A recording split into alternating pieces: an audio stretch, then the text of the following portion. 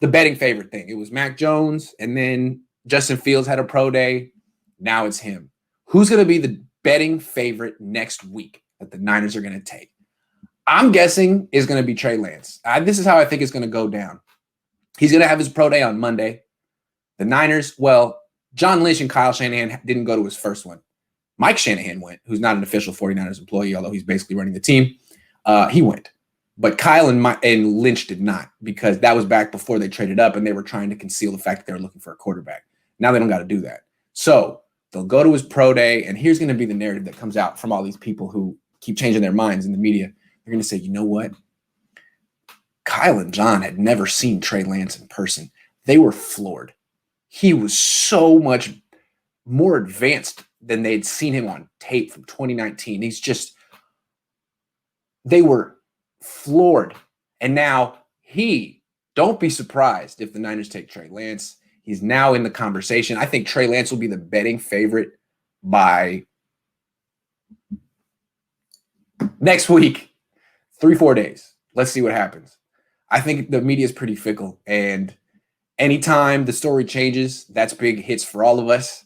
I'm not driving the conversation. I don't have the sources. I'm just reacting to people changing their minds. But I don't think the Niners are going to take Justin Fields. I don't. I could be wrong. I don't. Could they take Mac Jones? Maybe. It would be the most unpopular move of all time. But that doesn't mean Kyle wouldn't do it. Trey Lance is a possibility as well. Remember, they haven't gone to his pro day yet. Next week, that could change the entire narrative. Oh, my God. He's so good. They just didn't expect him to play that well as pro day.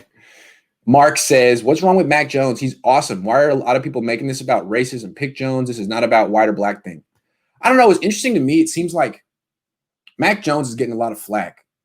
Justin Fields is getting a lot of flack. It seems like they're getting an equal amount of flack.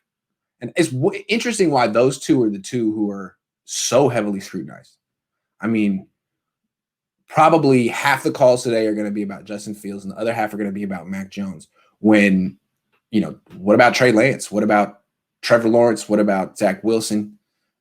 Nationwide, everyone has an opinion on Justin Fields and Mac Jones. But what about the other ones? I don't really know why it's come down to those two, but they've become like the natural rivals in the media. I think it's kind of weird. They're both kids and they have nothing to do with each other.